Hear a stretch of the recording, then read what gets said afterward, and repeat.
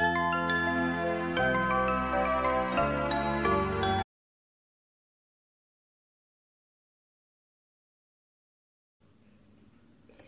arkadaşlar, Beren'in kitaplığına hoş geldiniz. Bugün sizlere Angela Nanetti'nin bir kitabı olan Yağmur Kardeşliğini tanıtacağım. İlk olarak kitabın böyle kapağını tanıyalım.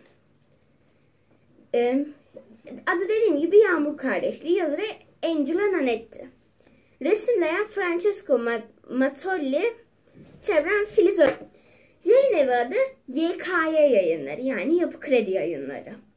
Kitabımız 2. basım. Şimdi yazarımızı tanıyalım. Angela Nanetti 1942 yılında İtalya'da doğdu. Orta Çağ Tarihi bölümünü bitirdi ve İtalyanca öğretmenliği yaptı. 2003 yılında Anderson ödülünü alan yazarın kitapları hem çok dile çevrildi hem de başka ödüller aldı. Bu şekilde yazarımızı da kısaca tanımış olduk. Bu şekilde tekrar yüzünü göstermek istiyorum. Bu şekilde. Arka tarafı da bu şekilde. 9, 10, 11 yaş grubu için. Tabii ki okuması iyi onlar da tabii ki de okuyabilir. Sıkıntı yok. Ağır bir kitap değil yani. Gayet kolay anlaşılabilen güzel bir kitap. Kitabımızda böyle baskın olan duygular, umut sonrasında yardımlaşma, bir takım ruhu var. Kitabımızda kurbağalar var. Bir yerden, bir gölden başka bir göle gitmek istiyorlar. Sebebi de yaşadıkları gölün kuruması, orada yumurtlayamamaları ve yiyecek hiçbir şeyin bulunmaması. Tabii kuraklık olduğu için su gitmiş. Ama gidecekleri göl güzel. Kuraklık yok. Yiyecek, yeşillik de oydu buydu. Yani yaşaması için gayet uygun. Hiçbir sıkıntı yok. Burada dediğim gibi bir gölden başka bir göle gitmek istiyorlar. Gölleri kuruduğu için. Ayten diye bir kurbağa var. Bu kurbağa yumurtluyor. Yani soylarını devam ettiriyor yumurtlayarak. İri başları yumurtluyorlar denize. Fakat denize demişim, pardon, göle. Ama kuraklık olduğu için, suya ihtiyacı olduğu için iri başlarında tabii ki de yani yaşayabilmeleri, hayata tutunabilmeleri için su yok. Kuruyorlar, iri başlar gidiyorlar. Devam edemiyor soylara. Büyük Vrak var bir tane de, diyor ki biz bu gölde yaşayamayız diyor. Soyumuz için aşırı tehlikeli bir göl diyor. Diyor ki böyle bir göl var, bizim buraya gitmemiz lazım diyor. Ve yola çıkıyorlar. Yani çıkıyorlar derken birkaç bir şey daha var. Gitmek için Büyük Vrak diyor ki bence gidelim diyor. Hani böyle yani insanlar olur ya, böyle oldukları yere aşırı bağlıdırlar, gereksiz bağlıdırlar. Ve başka bir yere gitme fikirlerine aşırı karşı çıkarlar. İşte bu kurbağa da öyle bir kurbağa. Vıra diyor ki Büyük Vıra, gitmemeliyiz diyor. Biz burada doğduk, burada büyüdük. Yani yavrularımız da burada büyümeli diyor. Büyük Vıra da diyor ki ama burada yaşayamayız diyor. Kuraklık var diyor.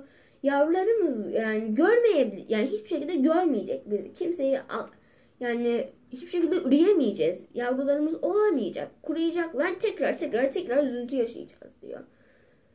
Ve Büyük Vıra umutslu birisi, böyle umutları var. Ve o kurbağayla Büyük Vırak çatışıyorlar işte. Büyük Vırak o kurbağayı yenemiyor. Diyor ki dersini aldın mı diyor öbür kurbağa Büyük Vırak. Büyük Vırak da diyor ki ayağa kalkıyor ve diyor ki sen diyor buradan ayrılmak istemiyorsun ama diyor seninle kalanlar da sen de burada öleceksiniz diyor. Ve diyor ki benimle gelmek isteyen var mı diyor. Giderken bir sürü kurbağa işte arkasından gidiyor. Bir tek o kurbağa kalıyor o yerde. Ve sonrasındaysa yola çıkıyorlar. Yolun yarısı, yani yolda çalılıkların kıpırdadığını görüyorlar. Ve o hani en başta karşı çıkan bir kurbağa var ya, o çıkıyor ya. Karşı çıkan kurbağa yollarına çıkıyor, diyor ki ben de sizinle geleceğim, fikrim değişti diyor. Çok uzatmıyorlar tabii, yani kavga etmemek için. Onu da yanlarına alıyorlar ve gidiyorlar. Giderken bir tane baykuş görüyorlar. Ve bu baykuş tabii ki de kurbağalara saldırıyor. Kurbağaları avlıyor. Baykuş görünce hemen böyle ağaç kavuğuna saklanıyor. Baykuş da onları görüyor. Orada bir tane tarla faresi var. Adı Hermis. Hermis'le karşılaşıyorlar. Hermis böyle, yani şu kitap bir bölge ise bu bölgenin hepsini, her yerine biliyor. Ve diyor ki ben bu göle ulaşmanıza yardımcı olabilirim. Çok iyi bilmesem de diyor, yani ulaşmanıza bence yardımcı olabilirim diyor ve yola çıkıyorlar. En azından nasıl desem böyle bir kişi daha. Değil mi? Yani ekstradan bir kişi işte, yani bilgi için. Yola çıkıyorlar. Tabii o baykuşun yerine bir arkadaşlarını kaybediyorlar. Ve Hermes yol gösteriyor ona. Giderken bir karga ile karşılaşıyorlar. O karga diyor ki, kargaya yolu soruyorlar. Karga da diyor ki burada ileride diyor kurbağalar var. Büyük ve zehirli kurbağalar diyor. Fakat kötü bir niyetleri yok diyor. Yol tarif ediyor. O kurbağaların yakınlarında bir yerlerdedir diyor. Ve o kurbağalar da kargaya inanıp gidiyorlar. Yolda giderken bir samandarla karşılaşıyorlar. Bu samandarın ailesi, yani sürüsü mahvolmuş, yok olmuş. Çünkü bu sürüde o kurbağalar yemiş bu sürünün yarısından fazlasını. Bir tek o kalmıştı. Bu kurbağalar yok ki, bu kurbağalar aslında diyor hiç, yani karganın size anlattığı gibi değil diyor. Bu karga diyor sizi kandırmış diyor yemesi için, yani diyor. Çünkü leşleri de ona kalıyor diyor. Ve sonrasında zehirli kurbağalarla karşılaşıyorlar mecburen. İşte orada bir takım ruhu baş gösteriyor. Kurbağalar hep beraber bir dayanışma içerisinde yeniyorlar. Sonrasında yollarına devam ediyorlar. Ve de yollarına devam ederken yine bir engelle karşılaşıyorlar. Bir dere. Hermes yüzme bilmiyor. Kurbağalar atlıyor. Ve Hermes o derede yüzmeye yani böyle boğuşmaya çalışırken o dereyle övündüğü bir kuyruğu var. Onu kaybediyor. Ve kuyruksuz bir şekilde devam ediyor yola.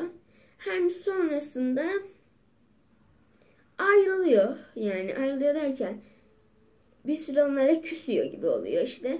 Sonrasında bir maceralar yaşıyorlar. Yine dediğim gibi daha bir sürü macera yaşıyorlar. Bunlar örnek olarak verdiğim size.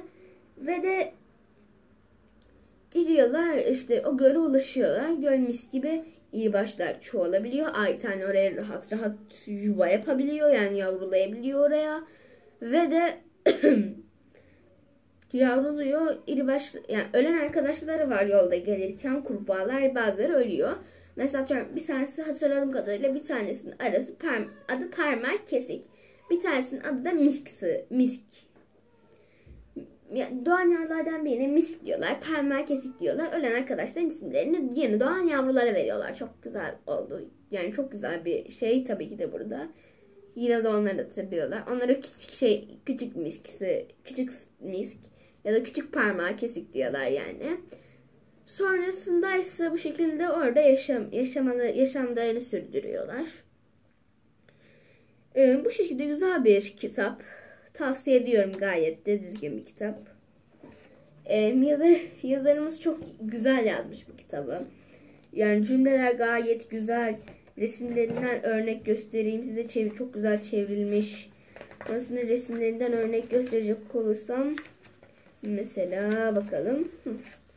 Bakın böyle kara kalem gibi, yani böyle siyah beyaz resimleri tabii, yani böyle renkli değil de siyah beyaz. Bu şekilde güzel bir dostluk örneği. Ben gayet de beğendim.